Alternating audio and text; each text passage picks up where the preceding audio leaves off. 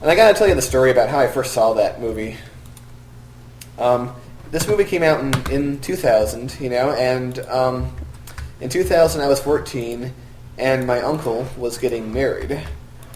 Yeah. So we were in Illinois visiting, and it was the night before the wedding, and my sister was actually part of the wedding party.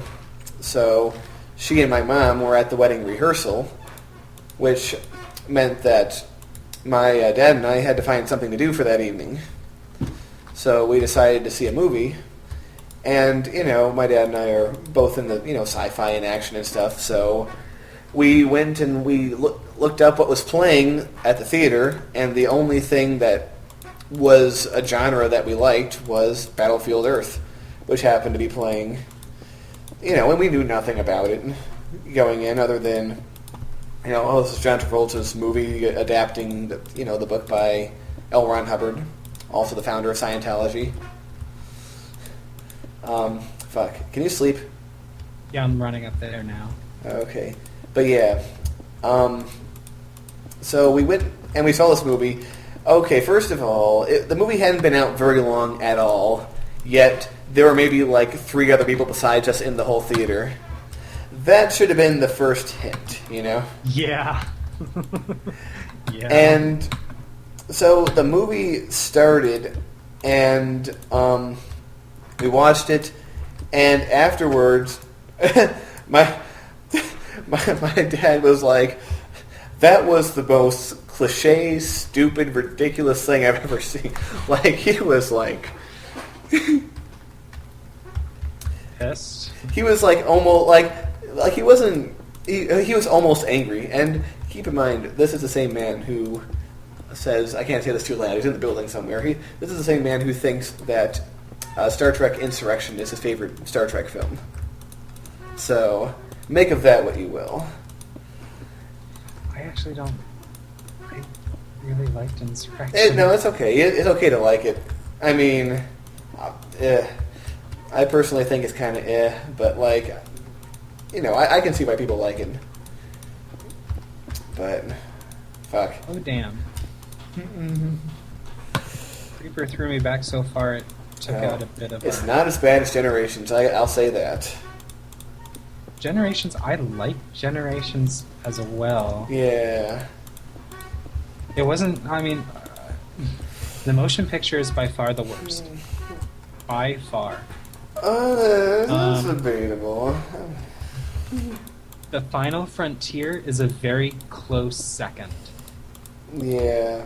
The thing is, it's like it's sort of like objectively and subjectively. It's like objectively, I think The Final Frontier is the worst Star Trek movie.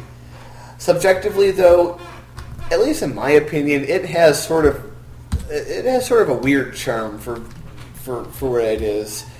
Well, you know what?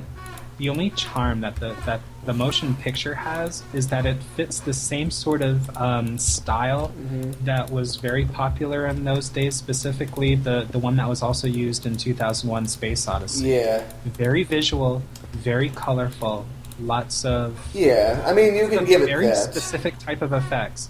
The story was dry. Yeah. Now, keep in mind, the only version of the motion picture that I know is not the theater version. I'm talking about the one I know is the one that came after it, where they added a lot of scenes that were deleted before the theater version. I don't know if you know about that. Yeah, I've seen that. It's like 15 to 20 minutes more. Yeah, I'm not saying that the motion picture is good. I'm just saying, on my personal list of Star Trek films, it doesn't... The Final Frontier is the worst? Final Frontier... I would rank The Final Frontier... I would actually rank a few... this is going to get controversial. I'd rank about 3 or 4 movies below... Alright. That you have to qualify. Okay, here we go. If we're going to be talking about Star Trek movies, and let's for the moment not include the most recent 2. Just include 1 through 10. Yeah. Let's just discuss Next Generation and original cast. My favorite movie of all time from Star Trek, and one of my favorite movies, period, is The Wrath of Khan. I think that's by and away, by far, by leaps and bounds, the best Star Trek movie ever made. Second to that, which I consider to be a very good movie, is Star Trek VI, The Undiscovered Country. Yes. That is my second favorite. My third favorite would have to be the Star Trek IV, The Voyage Home. Okay. And after that, it gets a little bit more undefined. Like those are, believe it or not, this might sound slightly controversial, but those 3 out of the 10 are the only 3 that I would consider to be truly really good films. Like, there's a lot that are all right. Like, I'm trying to think, because there's like a slew in the middle of films that I think are okay. For instance, I think that Star Trek 3: The Search for Spock was okay. You know, it was good. It got the job done, but it wasn't that memorable in and of itself. I think that Star Trek First Contact is a tad overrated. Like, I don't think it's a bad movie by any means, but I don't think it's the masterpiece people think it is. You know, I think it has a lot of good in it, but it also has a lot of just dumb in it too. Yeah. So, well, in that case, let's think about this in a couple of different ways. Now, it's hard to qualify good as far as these movies are concerned, because there's things that we can qualify good as being staying true to the Star Trek ideals, what Star Trek was founded upon, which is very like the study of humanity and pointing out what makes us human, where should we be going as a species, what should we be learning by really taking a look at ourselves. And for that reason, you can kind of cut out quite a few of them, of the movies, as being, in quotation marks, good. You can cut out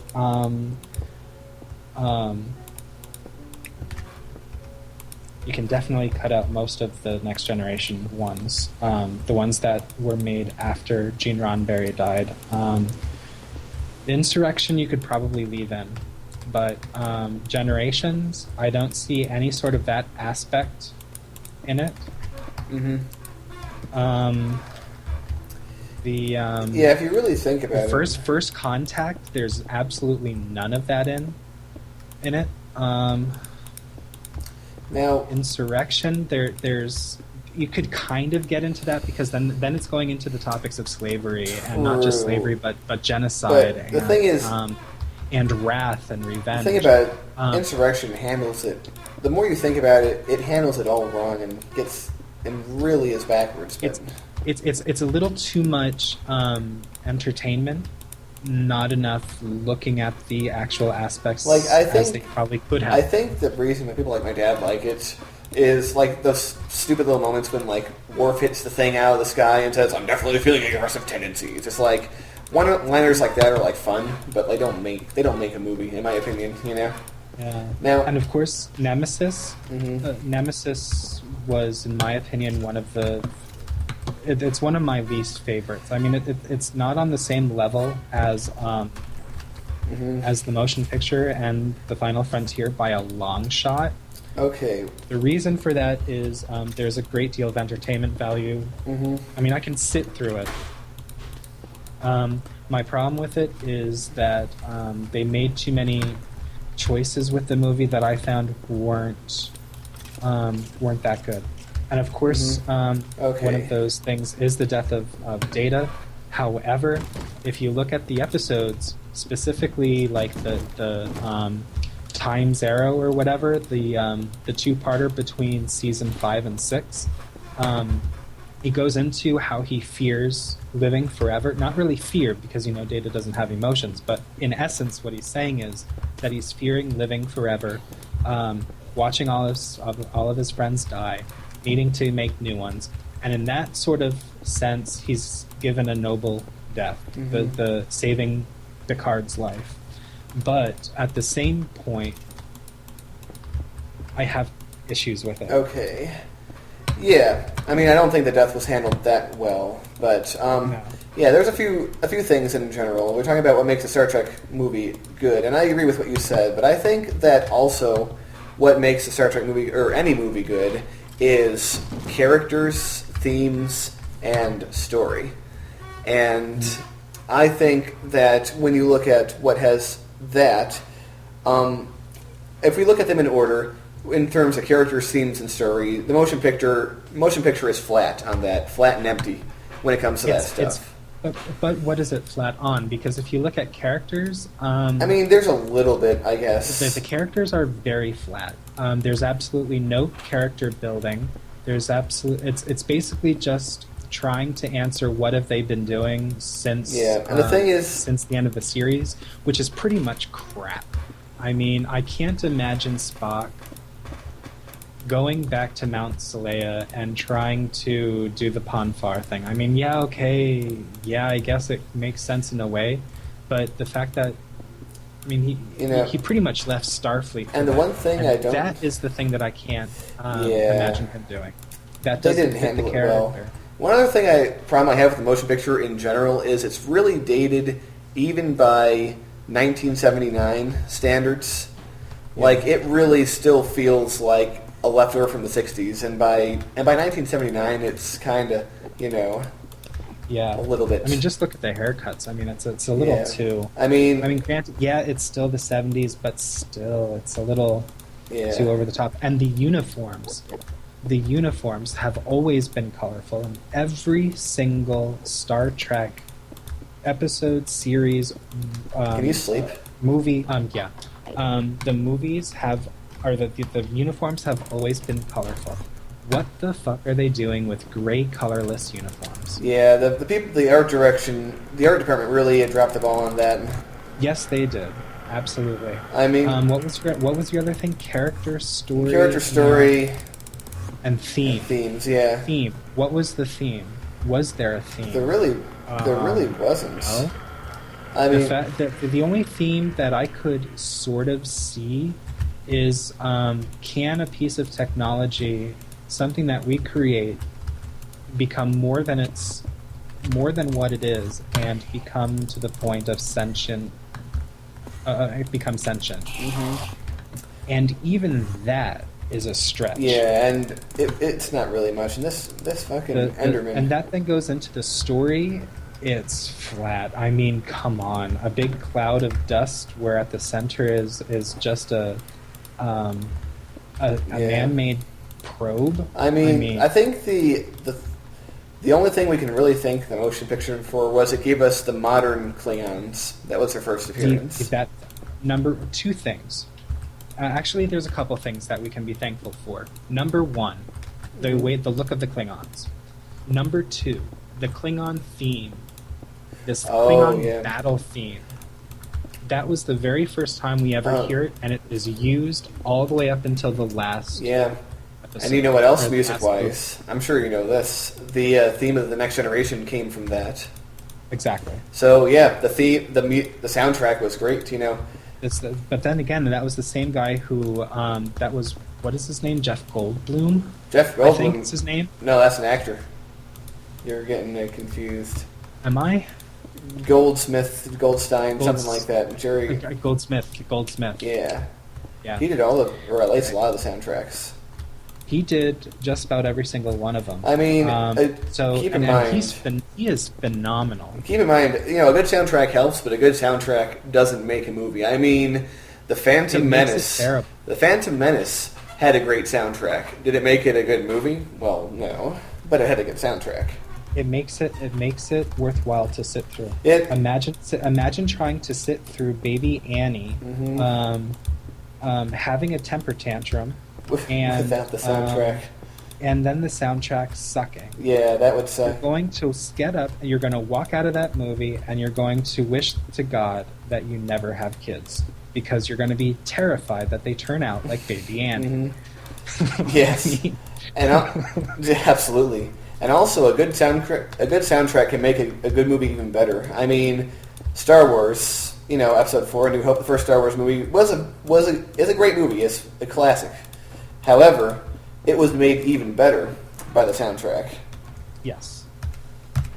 I mean, it was a good soundtrack. Yeah. Absolutely helps. I mean, back to even Garden State. The hand-picked soundtrack that Zach Braff put together really enhanced the movie and really would.